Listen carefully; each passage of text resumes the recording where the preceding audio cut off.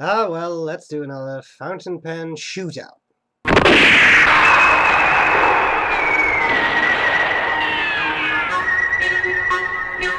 And today, we're going to have a look at 3 pens by Faber-Castell.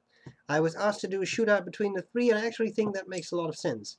Now, they're not priced at the same level. The Faber-Castell Basic is the cheapest one I own. The Faber-Castell E-Motion Croco is the most expensive one I own. And the Faber-Castell Ondoro is somewhere in between. So it's not necessarily an entirely honest shootout. All I'm trying to do is give you an idea of what these pens are like. Now, first of all, separate reviews of all these 3 pens are on my channel. You can find them there. Just check them out if you're interested. And that's pretty much all there's to it. I will talk about the pens just briefly, and then I'll do a writing sample. I'll show you how to take them apart, and that's all there's to it. First of all of these pens have excellent steel nibs. Very smooth, very pleasant to use, on the wet side. Everything I like to see in a nib is there. I'll start with the Basic. Very interesting pen, extremely heavy barrel. That is really all metal. It weighs more than some pens weigh altogether. It's serious. A fascinating grip section, sort of rubberized with these ribs. I'm not sure why you can see them, but the ribs in there. As I said, steel nib. I've got it in broad. It comes with a converter. No, probably did not come with a converter. I think I bought that separately. Not sure. You have to figure that out if you want to buy one. A slip cap, nice clip, very springy, and this is a great pen. I think I paid about £22. I bought it in the UK, and I love this pen. Simple, but it performs very well. So if you're looking for an everyday pen, this is it. Of these 3 pens, this is it. You want something a bit more expensive, a bit more odd, a bit more, I don't know, special, consider the Ondoro. They come in black, in orange, and I want to say in white, but I'm not absolutely sure. I got the orange one. I thought that was cool. Looked a bit like a pencil because it's hexagonal, which is quite interesting. Clearly the orange stands out. It does post, even though it has a weird shape. It has a very nice section. I like this. It's small, it's tapered, but it's small. Very pleasant to hold. Posted, it's top heavy because of that metal cap on a whatever it is, plastic, I think, body. Again, steel nib in broad, very smooth. Is it the same nib? I don't think so. No, there are pits on the nib, a lot of pits, and they are more pronounced on the Ondoro pen. And since that's a bit more expensive, I think they used a slightly different nib. In my mind, it looks to be a little bit broader. I mean, not the tip itself, but the whole nib.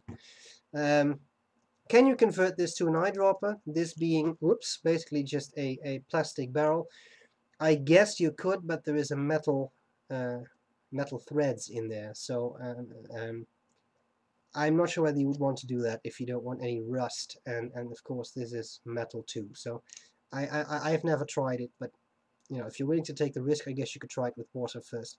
Very decent pen, nice, not too large. I mean, there is definitely a big difference in size between the Basic and the Ondoro. Another pen that's not too large, but that is a little larger than the Ondoro, is the E-Motion. Comes in a bunch of finishes. I got the Croco version. I'll show you that in the writing sample, but it's really like a crocodile skin. I think it's quite cool. Like the Ondoro, it has a spring in the clip, which I always enjoy. I think it's fun. Very interestingly shaped pen, strong cigar shape there, but not rounded off, just flat at this end, also flat at the other end, sort of a little, I don't know, crater type shape in there. I enjoy that, I think it looks cool. As I said, not just a bunch of finishes, also a bunch of colors. You have a sort of cream colored one and other colors. So I think that's interesting. Again, metal cap, it does post. Sometimes you have to work a little hard to make it stick on there. Quite top heavy, again, heavy all metal cap, which you put on there. and I do prefer to put it on there. I think it's a little small unposted. That also goes for the Ondoro, but because that has such a nice section, and I do think the pen itself is just a little bigger. Yeah, that's actually quite a difference. So I can use this unposted. I don't like to use the E-Motion unposted, even though it's very heavy with the cap in place. So there you go. This one too came with a converter. Nothing fancy there. This is clearly not eyedropper convertible. It's got a bunch of metal stuff in there, and I'm not even sure whether this is one bit, a solid bit of barrel. So this may very well leak. I wouldn't do that. Does this one have the same nib as the Ondoro? Well, those nibs really look very much alike. So I wouldn't be surprised if those two pens share a nib. As I said, all these nibs are very smooth. It's really difficult to express if you've never tried them, but give them a shot if you're ever in the opportunity to do so. I think you'll be surprised by the smoothness. They're not just smooth, they're smoother than average for steel nibs. So that's really nice. More than enough talk. I'll show you how to take them apart, and then I'll ink them up. I'll do a writing sample. So I hope this is going to be useful, and I'll see you later. Bye bye. Okay, so here we have 3 pens by Faber-Castell. The Basic, the Ondoro, and the E-Motion. E-Motion comes in a bunch of finishes. This is the Croco version. I think this camera shows it better than my webcam. Why it's called Croco, it's a crocodile-like thing going on there. Okay. These pens have a system of taking them apart. I don't think you can really take apart the converters. I've never really managed to do that. Maybe you can, but actually I've never really had the need to do so either. So what you can do is just grab the nib and feed, unscrew the section, and that's all there's to it. Now I believe you can, yep, there we go. The nib collar, the nib and the feed, as you can see, they can be pulled out of the nib collar, the nib and feed, the friction fit.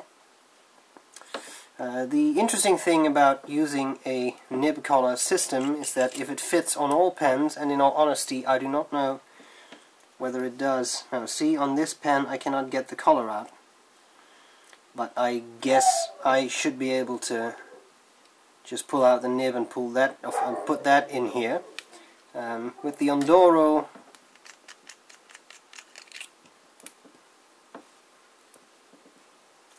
again, I cannot unscrew the nib collar, so I would just pull out the nib and feed. Now the question is that ever really necessary? Maybe if you want to do extensive cleaning, it can be useful, but under normal circumstances, I really don't think it's necessary to do this. Whoops, the other way around. There we go. Okay, so there you have it. 3 pens. We need to ink these up. I'll be using Parker Quink Blue today.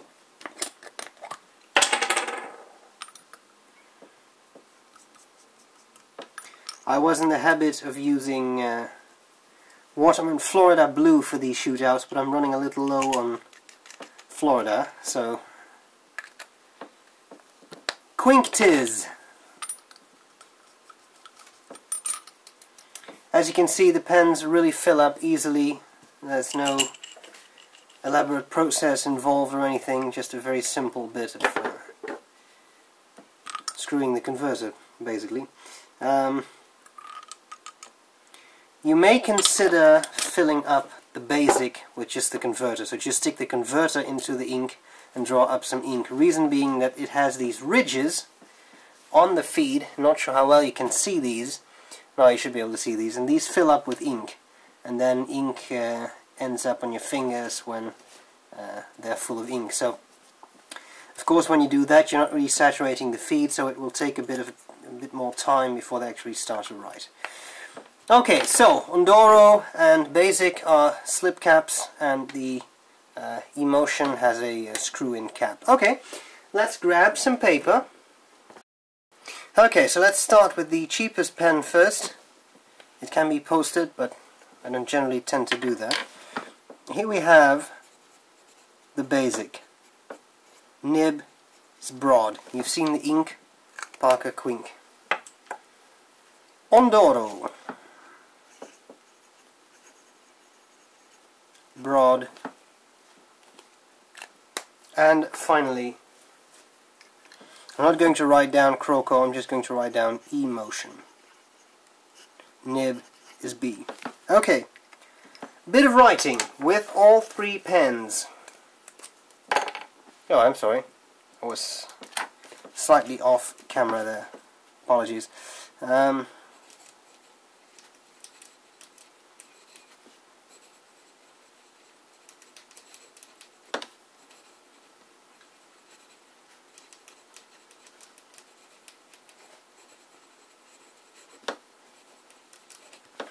The cheapest of these three pens has a nib that is extremely smooth.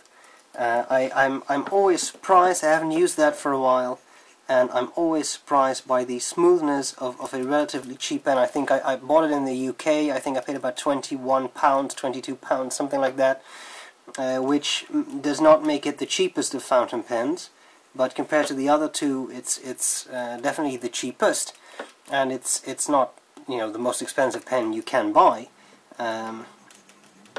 I think it is extremely smooth, very pleasant to use. This pen, the Ondoro, is also very smooth. I have three Faber-Castell nibs. They are all extremely pleasant to use.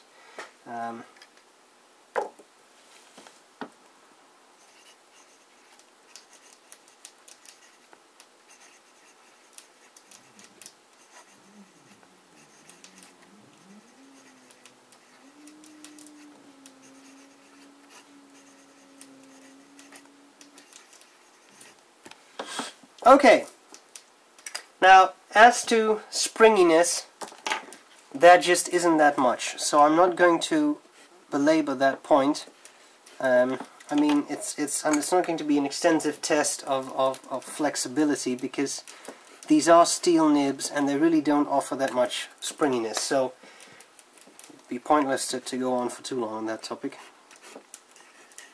This one seems to be the most flexible. The E-Motion.